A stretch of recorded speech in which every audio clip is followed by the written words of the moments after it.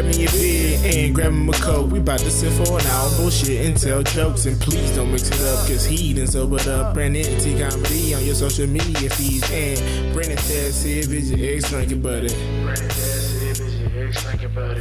Brandon Taz if it's your ex drinking buddy. Brandon Taz if it's your ex drinking buddy.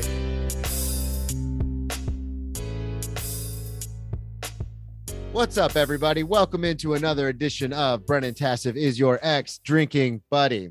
I'm your host, Brennan Tassif. If you're new to the show, quick rundown of the show. One of my favorite things used to be hanging out with friends, getting drunk, doing drugs, getting in trouble, and reminiscing about old stories. I'm sober now, but that is still one of my favorite things to do, to hang out with people and talk shit, talk shop, reminisce about the good old days. I will normally be joined by a guest. This week is no exception, all the way from New York City. I say all the way, even though we are just a few minutes away from each other. Joining me, comedian, Letterman, TruTVS, all sorts of credits. Very funny, Kevin McCaffrey. Hey, what's up, man? Thanks for having me join you. Your apartment looks lovely. One mile away from where I am, I think, right now. We had, full disclosure to the listeners, we had a because I've been so used to trying to book people in New York so we could do it in person. And you're so used to doing everything via Zoom because of the pandemic, because you've been in New York, that literally like an hour before we were going to record, I was like, hey man, this is my address. And you were like, what? Yeah, it's I was shocked to know people could see each other in person again, even though you and I did that fairly recently over we hung out at the stand. But yes, no, we are here thankfully from 1 mile apart, but just in inches in voice. So, and the good news is you are a professional, so you have a real mic. So yes. I mean, that is very comedian professional to be like, you're a professional. You had no idea what this was supposed to be 20 minutes ago. You fucked up already, and but you do have a microphone, so but that's you already do have a working mic here. Yeah, exactly. And your sound quality is great. There are times where I told you this before we started recording, but I'll have people on from Florida or wherever, mainly Florida, because that's where I'm from. And they'll be like, yeah, I've got a mic. Don't worry about it. And then we'll log on and I'll start recording and they start talking. And I go, this sounds like you're in a cave. Like, yes. What are we doing? Right. Like, yeah, I have a telephone is what they mean in a lot of cases. Or they have like AirPods and they're not even the pros. They're just like, yeah, I've got regular AirPods. That mic's good, right? Yeah, they're just doing like a Kyrie Irving anti-vax Instagram live, basically. Yeah. And they're like thinking it's a radio show. It's like, no, this is we're trying a little harder here. Yeah, we actually I have a mixer, a compressor. Like I actually work on this. Yeah, that's good. Tell everybody, plug everything up front, your Instagram. I know you have some dates coming up in Florida. A lot of our listeners are in Florida, so plug all that. Yeah, no, I'm going to be in Palm Harbor on the 19th and 20th of November 19th and 20th in Palm Harbor, Florida at Snappers, I believe is what it's called. Once again, big professional here, but yeah, I'll be, those are the Florida dates. I might have a couple coming up on either side, but I know I'll be in Palm Harbor the 19th and 20th. I'm at Kevin McCaff on all the things, Instagram, Twitter, TikTok. And I can't believe when you were like, oh, what do you want me to bring you up with to start this? I have an album and the title of it is Nice and Drunk, and this is the theme of the show, but the title of my album is Nice and Drunk. Those are two things I am, and and I guess that fits perfectly with the theme. Boom, beautiful. It's almost like you released the album because you knew you were coming on the show. I knew. I was like, 3 years later, this is gonna be really appropriate.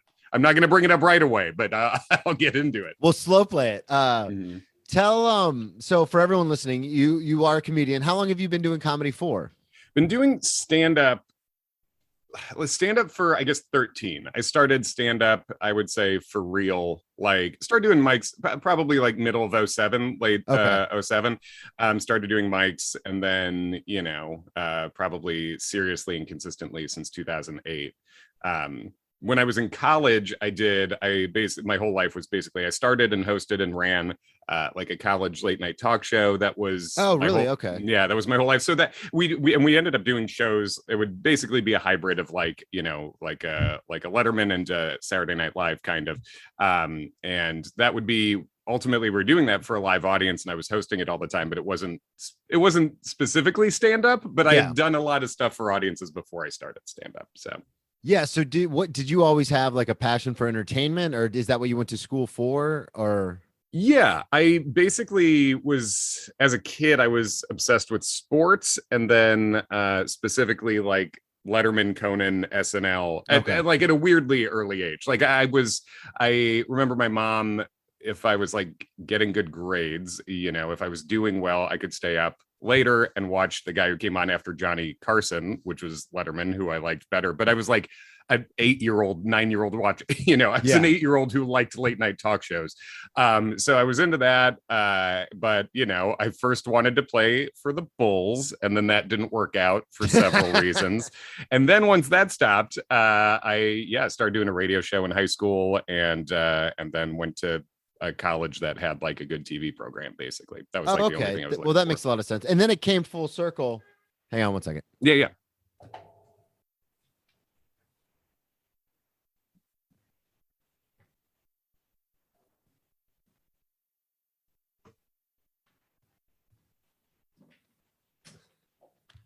Speaking of totally professional, my dog is trying to get off the couch. Hey, doggy.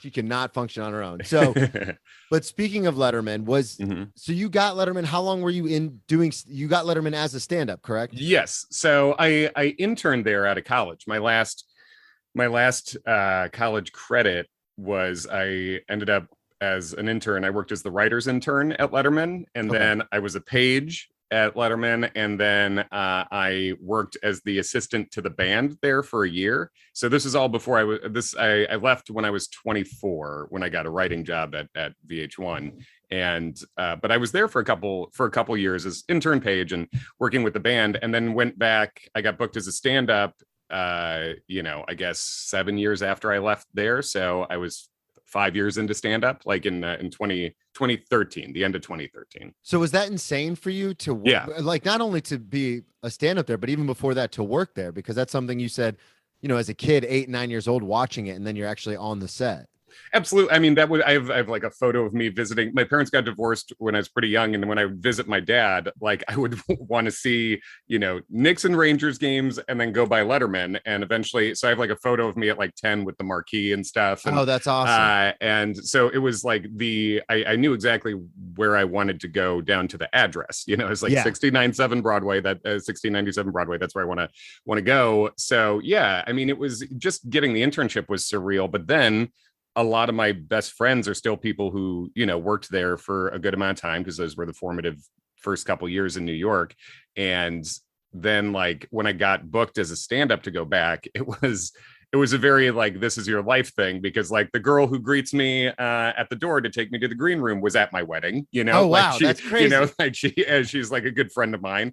And the band remembered me because I had worked, like when I was the assistant to the band, it was like Paul Schaefer and the house band. Yeah. So when they played me out, they're like, on the video, they're like losing their shit, because it's like the guy who used to fill our, who used to bring us tea. To get us coffee. Yeah, exactly. And photocopy all the sheet music is there. So it was a very, very surreal thing to get to go back. That's got to be awesome though, because a lot of the people we have on the show are, I do mostly comedians. I've had actors on and musicians and stuff, but it's a lot of times it's comedians, and the different perspectives to me is fascinating, because there's people like me who kind of got into it. Like I got into it in 2009, but then took some time off, obviously getting in trouble and doing dumb stuff.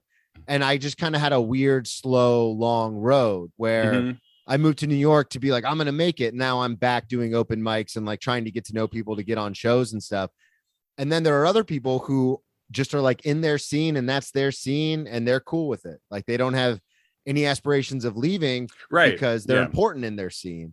And then there are people like you who are like, no, I always knew I wanted to do TV. As soon as I got out of college, I got an internship at one of the, biggest late night shows in the history of television. And then I was on it like 6 years later. Right. I mean, I've described it like this, and you're a sports guy too. Yeah. And as am I. And I felt like I was a legit, like, first round comedy draft pick out of college, had a solid rookie year, then suffered a devastating injury, like did nothing for a lot of years, and then had like one good year pop in like 2013. Came specifically. Back, that's Derrick like Rose for the Knicks right now. Exactly. It's a very Derrick Rose, Derrick Rose situation. So it's like there was definitely, there's been long fallow times, in between. But yeah, I sort of went straight to it. As far as like what I was trying to do. Yeah, and it's insane, because I've been talking to some comics in New York lately about like what Matt and I have all talked about, which is, if you have experience and you kind of know what you're doing, you're better off just hanging out at certain places, because there's a lot of comics that produce shows, or you'll run into people who produce shows. And that's how you get booked on, different shows. And then you get seen by bookers and you get passed and things like that. Yeah. Because my experience was always, you go to open mics and you just keep going to open mics, and then eventually you get booked on shows. But in New York, it's not like that at all. No, dude. You could spend years doing open mics and like you'll make some friends, but that's it. Yeah, I like the crew of dudes who I started doing open mics with here. The guy, I guess one encouraging thing is the guys who were the guys and gals who were the good ones at those mics, for the most part, are still doing it and have had like some level of success. So I think that's an encouraging thing to know. But it's a bleak scene. I mean, New York's open mics are the bleakest, I think, in the country, just because there's not real audience there ever. It's only comics. It's always comics. Yeah, and like it's a very true point that like just hanging out and getting to and having people see you on a regular basis is almost the better way to get booked. Because man, after I did Letterman and the set went well, I was like, oh, I should be able to do all the bar shows in this city now. Right? Fucking no. There's bar shows that won't book my ass, and I'm like, I don't know what the fuck I have to do. Like when Letterman books you, but like Gutter Boy won't book you, or something. Like it's which fine, that's their prerogative, but it's like, I bet I do okay, Yeah. Like and it's a weird thing too, because I talked to a couple people who run some open mics, and one of them literally told me, they were like, oh, well, you just keep doing open mics and then find a bar where you can start your own show. And then from there, if the show gets popular enough, people will figure you out and people will find you. And I was like, that's no. I already did that. Like I did all that shit already. Yeah. Like I came here because it's like, I'm here.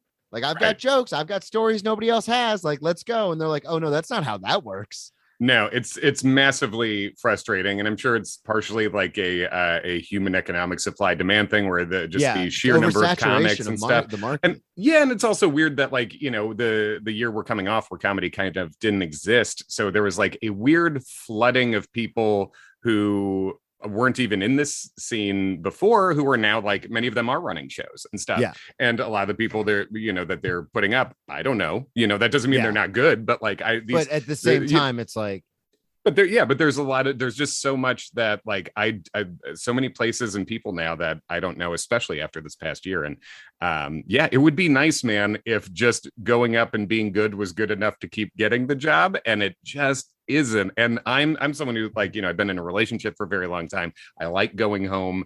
So like I'm not someone who's done the best job of just hanging out and going to the diner at 3 a.m. after all the shows, that was a big thing with Matt when I first moved here, because Matt Fulcheron was my only like friend in New York, and we weren't even that close. Like he had done the podcast before, and I had been following his career for a while, but I was like, well, I go to the stand every night that I'm off. I'm at the stand or the cellar, like every night. He was like, really? And I was like, yeah. And he's like, well, same thing. He's in he's engaged. He's about to get married. And he's like, I need to do a better job of coming out as well. And then he started coming and hanging out, and it was bananas because you came and hung out with us too. And it's just so crazy because you guys have been doing this for so long and you're good and you've been on TV and you have your credits. There's like paid regulars that are passed everywhere and stuff, and they come up and say hi to you guys. And I'm like looking around like, why? Like, what? And, I've been here. You guys are always just like, well, yeah, I mean, I guess we could do it. We just like to go home though. And I'm like, what is happening? Hey, what is happening is a good question. And Matt and I have had that exact conversation. We've been friends for a long time. We met. We were both opening for Tom Segura a little bit in like different places. And then so we met when Tom was here once and hung out, and Matt and I definitely have that similar thing where it's just like, oh man, we should be doing things we're not doing. And there's no real excuse for it. We just should, but yeah, it would be nice if just being good was good enough, but it's not. And so it's like, all right, so now that it's not, now we all have this information and we can all go play politics and do all sorts. And it's weird too, because like I had an audition 2 weeks ago, and I thought it went really well. It was a bringer show, but there was 15 comics on it. So there's over 100, 150 people in the club. And I went up and you kind of are held in the back until it's your time to go up. So I didn't really know what was happening. I went up and I did really, really well. And I was like, man, I've been doing this a long time. And like, that was a good show for me. And I got off, and one of the guys who works there was even like, dude, that was really good. I saw him the next day at an open mic. He's like, I just heard the crowd and like, you did great. And I was like, awesome. And then I got an email, nothing about getting passed, nothing about getting booked, nothing. And I was just kind of, it was like, oh, you can call us and like, we'll go over your set and we'll send you, you know, the tape of it. And I was just kind of like, no. I killed it. Like that was the audition. Now what? And it's like, were you guys watching? Are you watching the tape now? Yeah. And it's just like sports in my head, because I played sports all the way through college. So I'm always just like, no, I'm good. So scoreboard. Yeah, exactly. Scoreboard. Like I crushed that. Like, what are we doing? Right. Yeah. And that's a beautiful thing about sports that I envy now, because yes, it's you're supposed to get undeniable and be so good that no one can say no to booking you for anything. Great. That's a great theory. There's four problem is people comedy's subjective. Yeah, comedy's subjective, and it's like there is no scoreboard that you see, and people can say you know, it's like, okay, this person, the crowd liked them more, and that can be true, but also it's like, you know, that doesn't necessarily mean you get invited back. That doesn't. Also, on the other hand, like I had a set at a club recently, and I hadn't been past there in a few, like, you know, since before pandemic stuff. So it's been a while since I'd been there. And the first set I did, it was like fine, but it wasn't good. I would say, like, for me, it was just like, that was, you know, where it's like, that was fine. It was a professional job, but it didn't like feel like I hit it. You know, it's like, that sucks. I killed it. Right. And I was like, that sucks. I probably won't be back there for a while. And then they booked me like a bunch of times after that. So it's like a reverse scoreboard where I was like, I shouldn't be back here. Like, based on that, I should be there based on career, but not like the show you guys saw. Like, I don't know what we're judging here. Yeah, I've had comics, and this is something that happened. I mean, it happens everywhere, and it happened in Florida a lot too. But in Florida, you like joke about it because there's no stakes. But in New York, I've seen comics come off and they did not do well. And I hear them out like of the showroom talking with their friends, like, man, I killed it. I got an applause break. And it was like, you said, give it up for the nurses, and everyone cheered. That's not an organic applause. Like, yeah, like that's not true. No, that's not true. And I would like to see someone bomb with "Give It Up for the Nurses." You know, it's just like, I've actually worked that into a bit I do about how, because I tell a lot of stories, and it's a lot about like jail and drugs. And so if you're a well-adjusted person, it could turn into a TED Talk very quickly. Like if you're not in on the jokes. Sure. Right. If they don't understand that this is fun for you too. Yeah, exactly. That you're okay with this. And sometimes people are like, oh, that's just sad. But I've developed like a mechanism where I play on that whole comedy is subjective thing. And like, I prove it by being like, give it up for the nurses and the troops. And then I'm like, see, I can get you to clap if I want you to clap. And it's literally a bit that I've worked in about how dumb the audience is. And then people will still come off stage and be like, yeah, man, killed it. I'm like, no, you didn't. What? Yeah, there's just a certain type of person. That's one of the like archetypes of comics, the person who walks off stage and always killed, like that they always think they killed, they've never bombed in their life. Yeah. I mean, it's just a mindset, and it's speaking a different language to me, because it's just, you're either built like that or you're not. And it seems, I'm so hard on myself, I always think I bomb. Even when people are like, that was great, I'm like, I could have done better. I feel like I've had people tell me I'm hard on myself, but I think I give myself a lot of credit sometimes too. Yeah. Like I just think I tend to know when it went well, but I'm also very aware if it did not, because I have the feelings, you know, and it feels bad and I hate it and want to die. So, you know, and that's even like, and you don't even have to like bomb to like want to die after your set, because you get to a point, you know, and you've been doing it since, like you said, 08, 09 too. Like you get to a point where you pretty much don't like bomb anymore, you know, like there's ways around it, there's ways out of it. Yeah, you just like, even if it's a weird show, like you get through it, it's fine, it's a professional job. So it's like it's been a long time since I've had like what I would consider a true bomb, but there's still been plenty of days where I'm like, I'm 39 years old, what the fuck am I doing, you know? Like there's been plenty of those kinds of shows for sure. Yeah, and that's a weird thing about it is, like you said, especially doing it for a long time, you have jokes in your back pocket. Maybe you don't want to use. There's certain jokes, and I mess with Savannah, my girlfriend, all the time about this. It's like jokes that she helps me write, or jokes I'll be like, I'm like going over them at the house, and she'll be like, oh, why don't you say this? And I'm like, because that sounds incredibly hacky.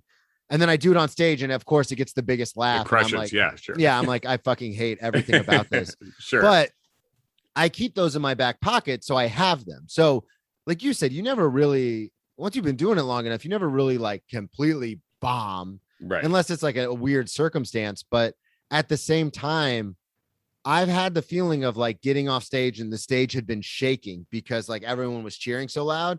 So unless it's that, I'm like, I didn't do as well as I could have, because I know what that feeling is. And I think there is something probably tied into a sports mentality from that too, because I think like the comics I know who have like some sort of sporting background, I think tend to be more like that, to be more like understanding when you lost, when you won, or when you won, but you left some points on the board, you know, it could have gone the other way. Right. Yeah. Yeah. And that's definitely something that I find, because I relate because sports was so much of my life. I relate everything to that. And it's almost to a detriment, because I've seen people go up and crush, and I'm looking around like they're cheating. Like they're doing topical material, or they're doing stuff like they're humping the stool, or they're doing like really humping the stool is banging fruit. A trash can. Yeah, that's that absolutely. Yeah, exactly. That's a genuine cheat. Yeah. And it is such a bummer I would rather follow someone who just tanks their tits off up there than follow someone who kills with bad shit. Yeah. Like, cause sometimes you'll be, if I'm on the road and have like a feature, an MC who I don't know, who's just a local guy. So I like, sometimes that's fantastic and fun and cool to meet someone I wouldn't have met otherwise. But sometimes it's people who just kill with like hack racist shit. Yeah. And then I'm like, oh man, well, if they're loving this, they are gonna hate me. Yeah. And weirdly, it's not even like, and like, that's always how I feel. And weirdly, that's not even always how it is, because jokes still work, if they're good. But then I'm going up already like hating the audience for like for enjoying what came before me. And they're just, and they, in some senses, they're just being like, they're trying to be a good crowd or be polite. But yeah, like watching someone kill with like jokes, or someone else's jokes, or hack stuff, or racist stuff, or whatever, it's I hate having to follow that and pretend we're playing on the same team. Because it's almost like when I play basketball every Sunday with a bunch of comics, and it's weird because some of them are good at basketball and then some of them are not. But it seems like the ones who aren't are the loudest. Yes. Basically, like Philip Seymour Hoffman in Along Came, like Rain Man.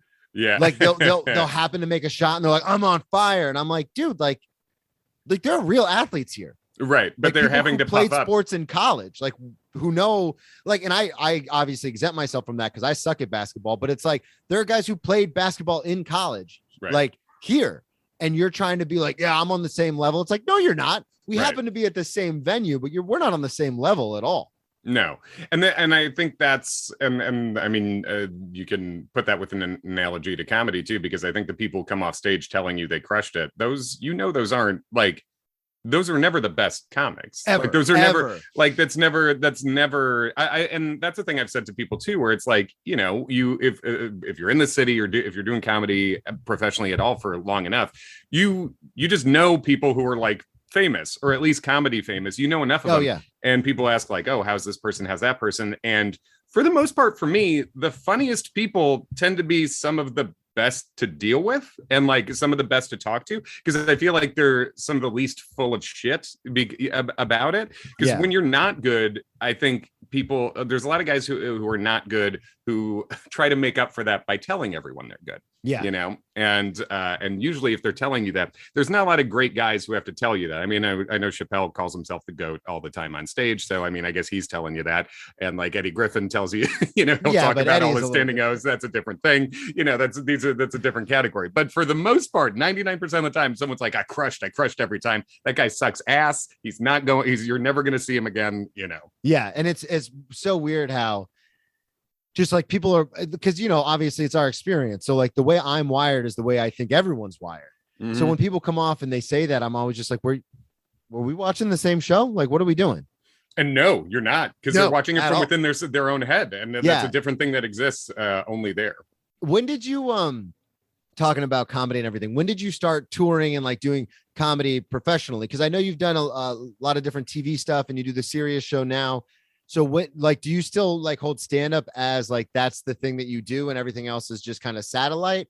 Or do you consider yourself more like, oh, I do TV, but I also do stand up kind of thing? Stand up's one for me, because I mean that's the thing that I think I can't stop. I can't stop, or I won't stop, whatever. That's the thing that's just there. And I think the thing that is like most natural to me, and most natural to what whatever my quote unquote skill set would be, I think is that. And I mean, like, I like doing TV stuff too. And in an ideal world, if you're doing your own TV thing, your own radio thing, then that's great, and those are things I want to be doing too.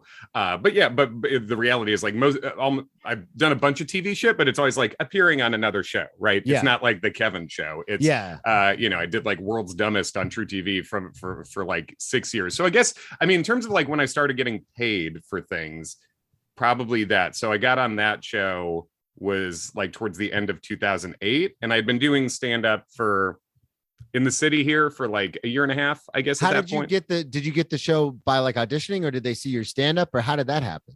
So I had a writing job at VH1. I wrote for a comedy show there. That's what I left Letterman to do. Yeah. And then I was doing stand-up after that ended, is when I started doing stand-up. Okay. So some people from VH1 knew of me from that writing job, and then saw me doing stand-up after that. So then one of the producers on from VH1 pitched me for the TruTV show, and then I went in. They had like, the show was called like The Smoking Gun Presents World's Dumbest in the early days, and it was nothing but D-list celebrities. It was Danny Bonaducci. I remember those. Yeah, it's Bonaducci, Tanya Harding. I remember that. Dude, I was on every episode. I was on 200 episodes of that. That's awesome. But I was clean shaven and a little chubbier for most of it. So it's funny too, because you say that, and this is something I noticed when we all hung out at the stand, but like when you talk, there's certain words that you'll say, and I'll be like, I recognize that voice. Like, right, like you've heard familiar. it. Yeah. Yes. So I myself and another comic named Mike Trainer were both people who sort of, when they were like, we should have some people who are actually funny on the show, then Mike Trainer and I ended up being the two comics that sort of in the audition. Oh, and Chelsea Peretti too. Okay. Me, Mike, and Chelsea Peretti were kind of like the first three comics they had on there, where they're like, all right, we have all these D-list celebrities popping up and saying stuff. Something should be funny. So eventually we're going to need humor.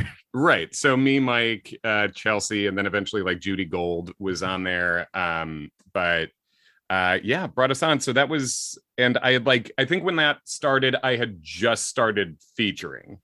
So I just started doing, if people, in a typical show, you have the MC, the feature is the guy who goes next, and then the headliner. So I had like just started featuring when I got that show. And that all started in New York. That like you had no other, and you're originally from Chicago though, correct? Yeah. Mm-hmm.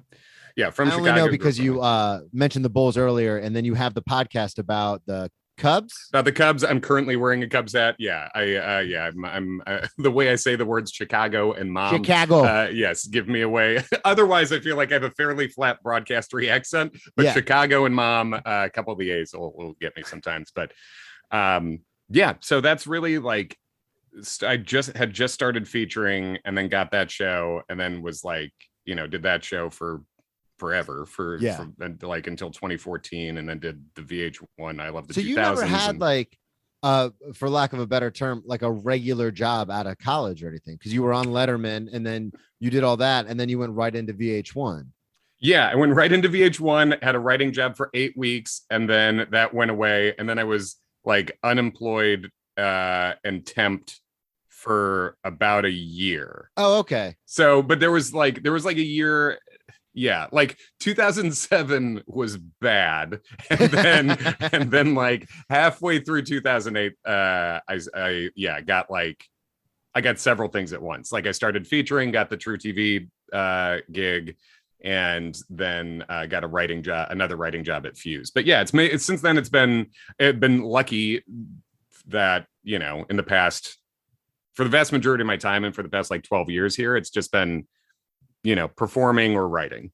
Yeah. And that's awesome because you know this, and so the listeners, but I work in restaurants, and it's funny because I've run into like professional comedians, like Matt, like you and stuff. And it's interesting because the advice they always give me is don't, because I'd be like, oh yeah, I work at a nicer place. This is the money I make. And they go, don't ever quit. Right. Cause yeah.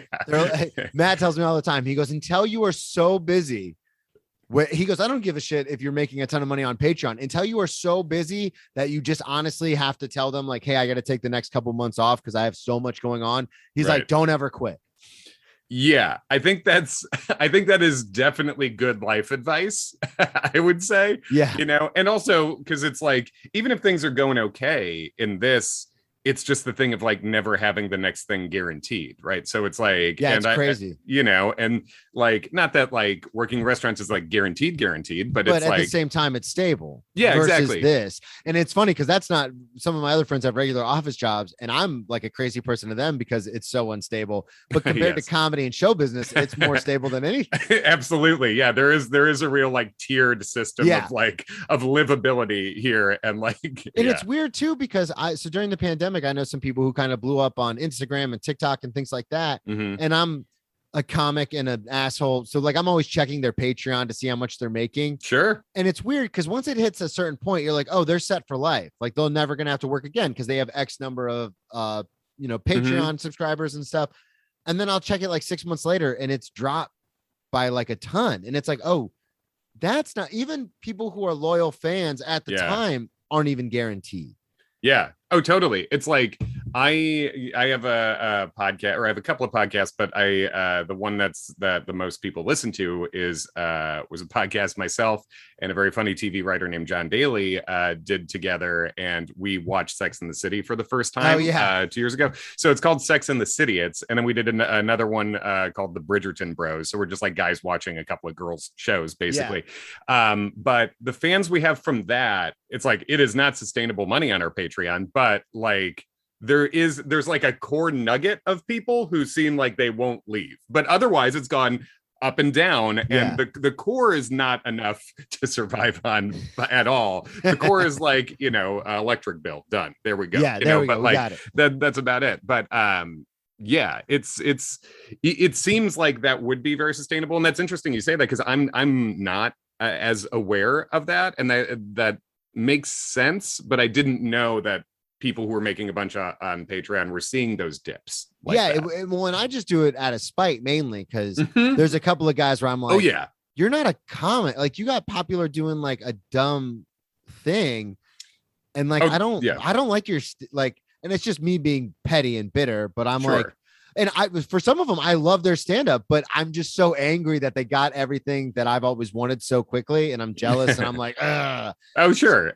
Yeah. So I go back and I check, and I go, good. I'm glad you've dropped from like 10 grand a month to 6 grand to 4 grand. Yeah. Don't be able to plan a life for you and your kids. Get the fuck out of here. Yeah. And so, I mean, and also so many of the like biggest like Patreons, it's like, you see how they got to the big money, and it's like, oh, you cut out the comedy part. And I mean, that there's so many guys who like a big thing in comedy used to be, still sometimes is, I guess, where you have a complaint about something and then you find a way to make that complaint funny. Yeah. The Bill Burr approach. Yeah, right. Exactly. Perfect example of that. It seems like some of the Patreon people I'm thinking of, they do that, but they don't do the funny part anymore. They just do the complaint part. Yeah. And you know, and it's just complaints. And apparently there's a pretty solid market for that. So it's insane the amount of people I see, because I'm always looking at numbers, and like it's fascinating to me just because on paper I'm like, oh, I have some unique life experiences that I think people could connect with. Everybody loves, you know, a comeback story. And, you know, I was on the precipice of death, and now I'm in New York doing comedy. And in my head, I'm like, on paper, this should be working. And then I look at my numbers compared to other people's numbers, and I go, this isn't working. Yeah, it's not working. And it's like, you know, it's not working till it is. So is what you hope, right? Is you just need one person to shout out one thing on one platform, and all of a sudden, your numbers will like I had I'll never forget a couple of months ago, I had like 3 or 4 people on from a podcast that I like. So I had them on, and then I had Charge on, and then I had Craig Coleman on. So I had like 4 LA people on in the span of like a month and a half. And I went and checked my numbers, and I was getting like close to like almost 10,000 downloads for great. like that stretch. And I was like, oh my God, like I just started this podcast less than a year ago. I was only at like 1,500 to 2,000. Now I'm almost at 10. And then I went back and checked my numbers like a month ago, because I went back to having just, regular comics on and normal people on. And it's shot all the way back down. And I'm like, oh yeah. Oh, this is so fickle. Oh yeah, Kevin McCaffrey is not going to give you that big a pop, unfortunately. You'll get a few, but yeah. Well, it's weird too, because I've had people on who have like, a pretty, in my opinion, because I don't even have over 1,000 followers. I've had people on who have like 10, 15, 20,000 followers, and they tweet it and retweet it, and I've seen no movement. And I'm what is happening? Oh yeah, I have like 10,000 on Twitter, and then like 80 some thousand on TikTok, but which is like not nothing, but also it's like it sounds like more than it tangibly feels like. Yeah. Oh, for sure. Like, it's extreme Seinfeld voice. Who are these people? Where it's just like I don't really know. I'm happy for him, but like, yeah, it doesn't do. It's such a small percentage of the people who follow you that even see all your stuff. Interact at all or anything. Right. Yeah. And that's one thing that I'm noticing, is that it seems like it's the same 6 people that like my stuff and like will comment and stuff. And I'm like, oh yeah. Oh, so even though I've got, all these people on there, like nobody's seeing anything. Oh yeah. No, at 10,000 followers, I'm good for 32 likes on a post. There you know what Good I mean? stuff. It's like, if it's popping above that, it really did numbers. But like, there's like a core, just you're going to get. I hate everything about this. It sucks, man. That's the thing. That's why I just want to get on stage and be like, "Isn't this funny?" And people are like, "What are your Instagram numbers like?" And you're like, "Oh, fuck you." Yeah, yeah. How about that? Fuck you. That's my number. I wanted to talk to you about. You had sent me a list of a few stories, and sure. Since Halloween is coming up, it is. You had Halloween Fight on there. I wanted to ask you about that. What was happening there? Yeah, so I was in college at Ball State University in Indiana, and we went to a Halloween party. I got a house where I lived with a group of people. They were all my best friends who, we all moved to New York together too. And wow. And they work in TV and comedy and stuff too. And we went out to a friend's party that was like 3 blocks from our house, and but me and my friend Shane we split like a 30 pack of Old Style like that day beforehand. And I don't even know what my costume was. I had a sombrero, which is not great today, not good. But it also I don't think it was like a costume of any sort. It's just like we had a prop sombrero. I'm like, all right, I'm dressed up, in the end. So we went, and my now wife, my girlfriend at the time, she and one of our other good friends were dressed as dead hookers, and always a classic. Absolutely. So I had a couple roadies with me, because God forbid I go 1 second without putting this poison in my body. And I only had 15 Old Styles before this. So pre-mixed what our drink was, our like house drink in Indiana. It was Bullfrog, which is Mountain Dew, Kool-Aid, and vodka. That sounds disgusting. It is disgusting, but you don't taste the alcohol. So for a real beginner problem drinker, it's not that bad. It's like Hunch Punch. I remember the first time I drank Hunch Punch, I was like, I think I had just finished high school, and someone gave me some, and that's where they put like the Kool-Aid with the different, like there's 4 different alcohols in it, but they mix so much fruit and Kool-Aid and sugar with it, you can't taste it. Kool-Aid. By the third one, I was like vomiting, like just red. I thought it was blood. I'm crying, and I was like, "Oh, I'm gonna die." Right, and that's a good tip for the new drinkers out there. Is you gotta pick a Kool-Aid color that is different from what's in your body, so it's a little more comforting. Like, well, green or blue. Don't ever do red. Right, exactly. So anyway, I'm hammering Bullfrogs too. Eventually, I black out, and at some point, some guy sucker punches me. He just sucker punches me in the side of my head from behind. Oh, and Jesus. I fell down, went face first into a curb. Oh, my God. So this is outside. Yeah, outside this house. And I was so drunk that I just thought I fell. I didn't know someone punched me. Yeah, you just thought you tripped. Uh-huh. And then I heard the guy go, get up, I'll kick your ass twice tonight, motherfucker. And I was like, so that's me discovering on the ground that someone's mad.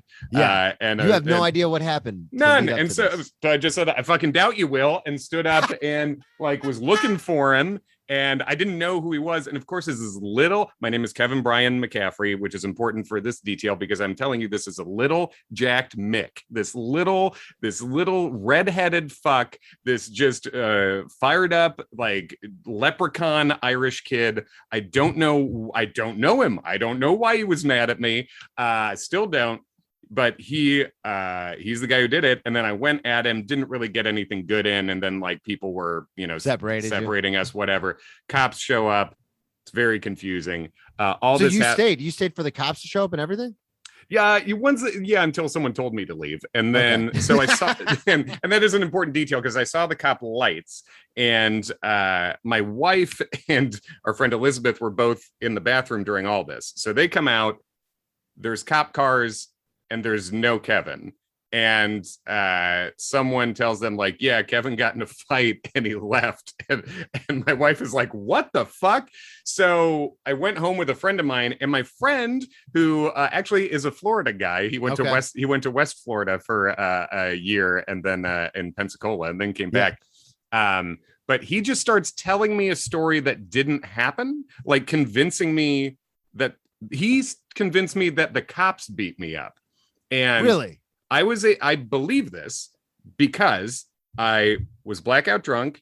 I was concussed. I found out later I had a hairline skull fracture. Oh my God. There was like blood in my eardrum that they found later, but my face is really fucked up. And so he tells me the cops did it. And so I'm on the phone with my girlfriend. She's like, where'd you go? And I was like, I got in a fight with the cops. And she's like, the cops. And then I hear our friend Elizabeth yell, fuck the police, like from behind. Just a good fuck the police behind that. And my friend Justin, who was the guy who convinced me this happened, is chanting Rodney King behind me. He's behind me. Maya. Sorry, someone rang the buzzer. Yeah, no problem. Right when you said Rodney King. Hang on, let me figure this out. Sure. So the best part about doing this show is I have all this equipment. I've spent time and money and energy, and since moving to New York, I cannot get through a single fucking episode without either the dog freaking out or the buzzer getting rang or both. Mm-hmm.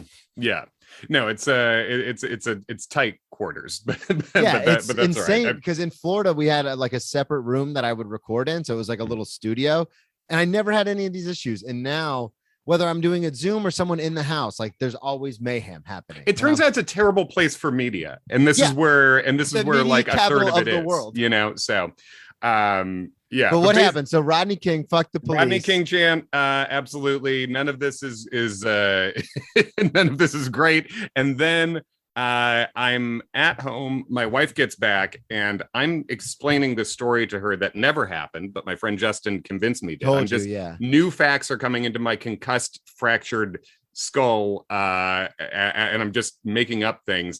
And there's a guy behind me, my friend Pete, who's now like a very successful producer in LA, is standing behind me, just shaking his head, like like not saying anything because you don't want to engage me in this case, but just so my wife knows this didn't happen.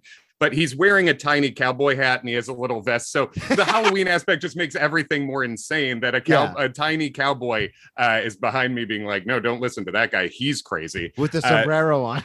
Yes. So the next morning I wake up and literally the first thing I said to my girlfriend was, the cops didn't beat me up. And she was like, the first thing you said. Yeah. And she's like, yeah, it didn't seem like it. But you seemed convinced in the moment. But the first thing the next morning, I was like, oh yeah, that didn't happen like that. So. Yeah. And it's I find that funny because I've gotten into a tussle or two with the police, and I believe it. Yeah. And in every case, the cops don't just beat you up and leave.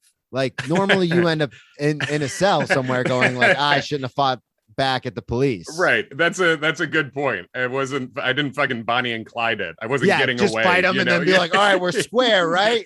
Yeah, exactly. Yeah, that would be a story. Yeah. That what So were you always like a big drinker, or was it something you kind of came into? Because I've had people on the show who are sober now, or who like were party animals and still to this day are like that, or like kind of like I know a few people I've had on talk about it where they were drinkers when they were younger, and now that they're older, they just kind of dabble in it. But like, what? Oh, that sounds nice. Yeah, were you always, because you're an Irish guy, were you always a big drinker? Yes, I started. No hesitation. Yeah, I started pretty early. I started first drink was at my friend's 13th birthday party. There you go. Get some. I was 12 and I was young for my grade. And but my friend Paniotis was the guy's name, very Greek. And their family was like super European, so they just like don't give a shit, just alcohol's everywhere. And so yeah, but I started drinking regularly, probably 14, 15, I guess. Oh, wow.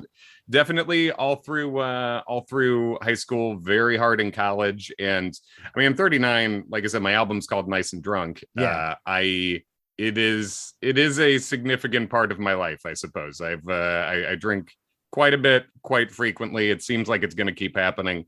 And my friends, I have friends like so a couple great comics, Sean Donnelly and Dan St. Germain. Okay. But we're talking about me as a drinker once, and Donnelly is like, you just get Mad Men drunk. Sean's like, oh, really? I can't even tell that you're drunk. Get, like you seem like you got it together. I'm like, I do not. For sure. It's just I just speak properly. I think I just seem. And Dan said, Dan's like, every time I see you, I feel like it's my older brother coming to get me out of trouble. Oh, and really? And it's like, yeah, your older brother's fucked. Like I think it's I'm a big drinker, and I think more than people would guess. I think, well, and it's interesting. I've had this thing in college where I was always like the party starter. And I know I've talked about it on the show, where like people would invite me because I'd be like, let's do a shot. Mm-hmm. But then by like 12 or 13, for me, I would get really quiet. And it was saying 2012, 13. No, like 12 or 13 shots in, I would start to get okay. real quiet. I thought you meant age. I was like, is this age or year? Actually, same thing. No. Yeah. So it was around that time though, 2012, 13. But I would get really quiet after about closer to 15 shots. I would start to get real quiet. Sure. And it's funny because people who knew me real well, other people would be like, "Oh, Brennan's so wasted." They're like, "No, he's not. He's being loud. He's basically acting." Right. And then when I'd get quiet and sit on the couch, they go, "Now he's hammered.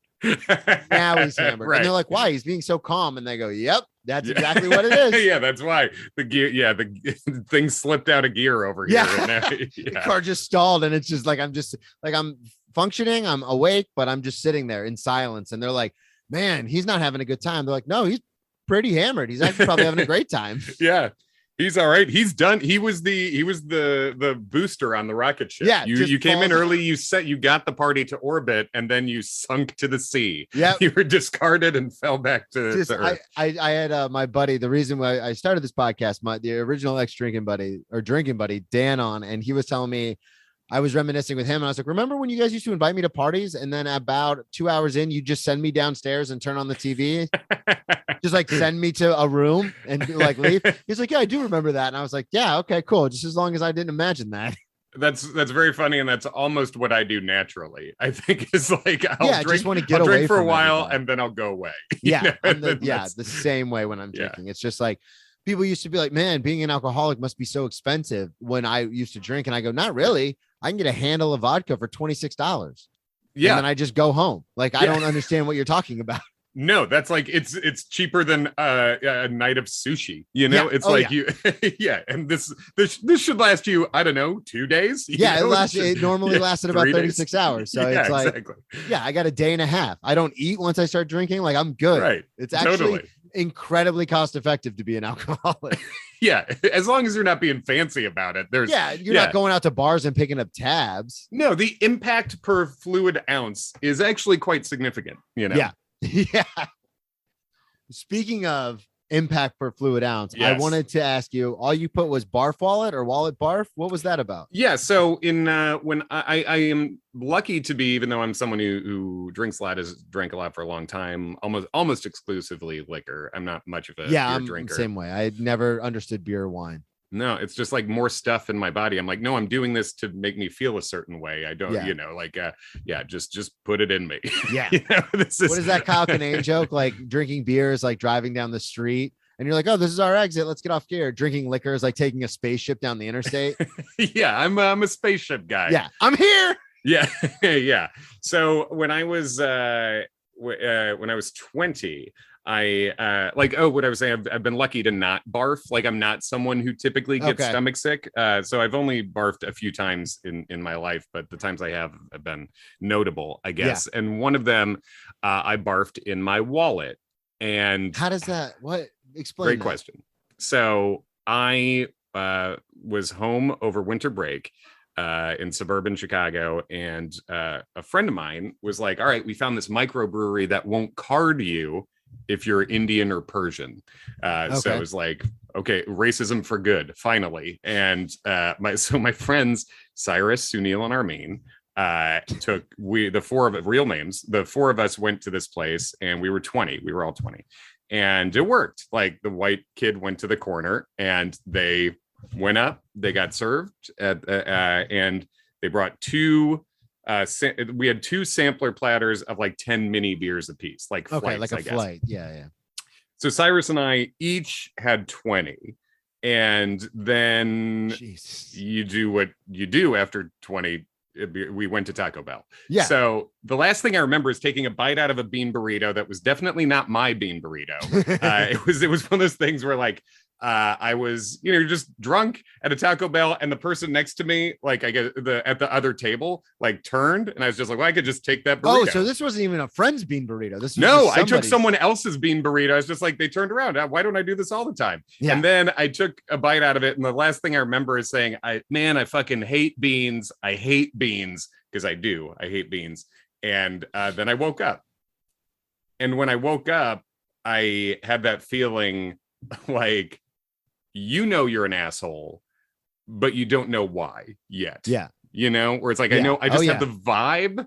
I'm sure you've had this many times. Oh yeah. A lot.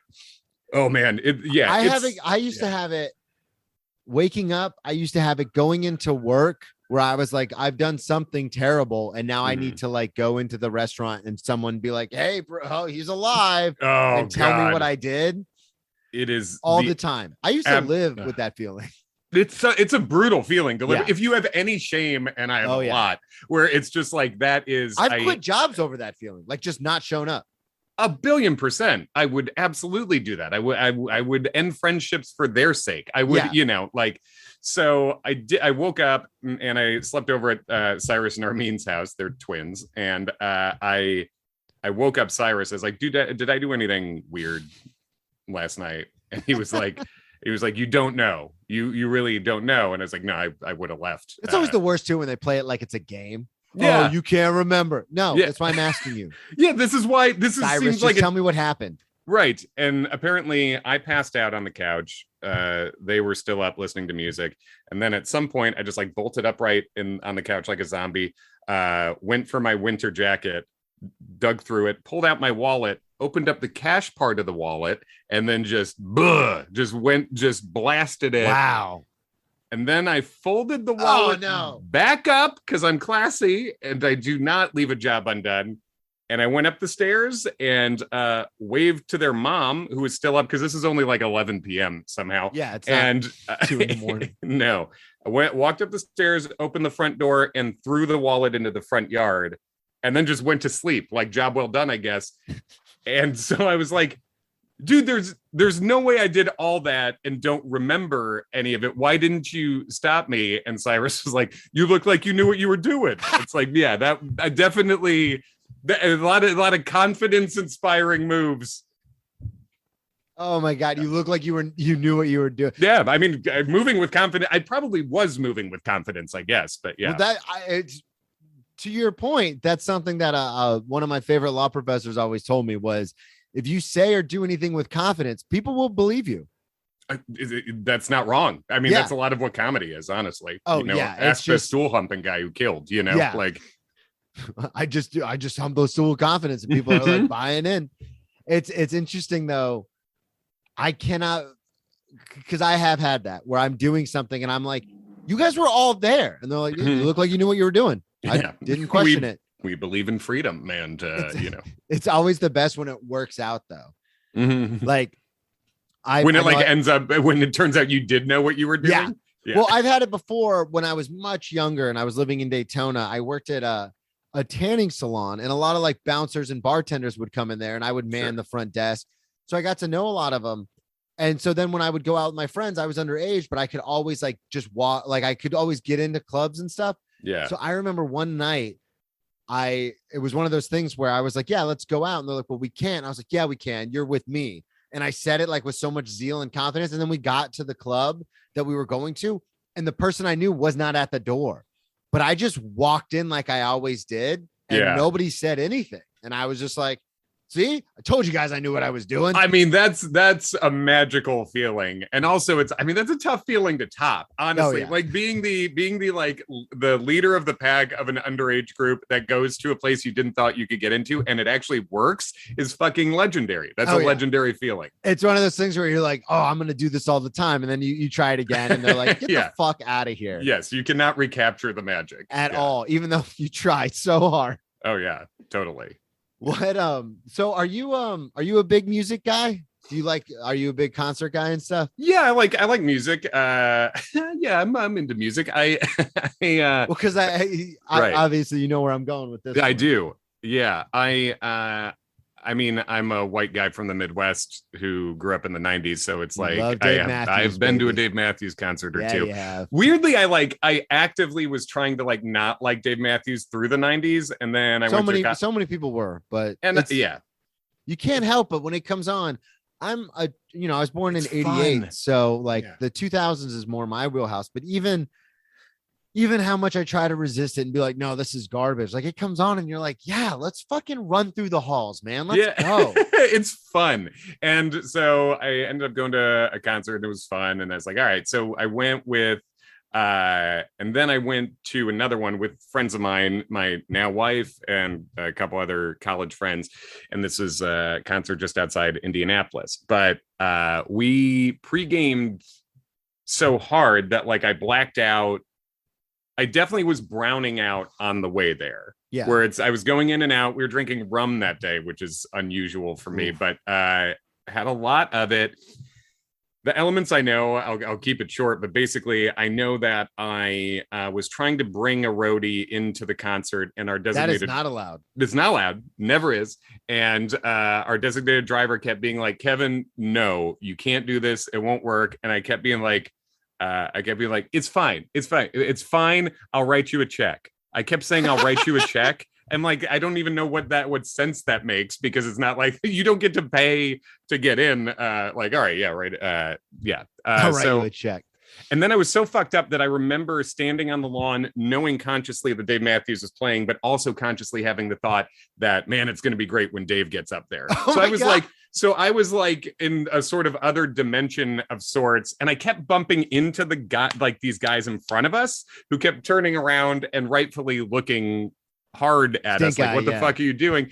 And my friend Kevin Feder was next to me. The same guy offered to write a check. He's apologizing for me this whole time.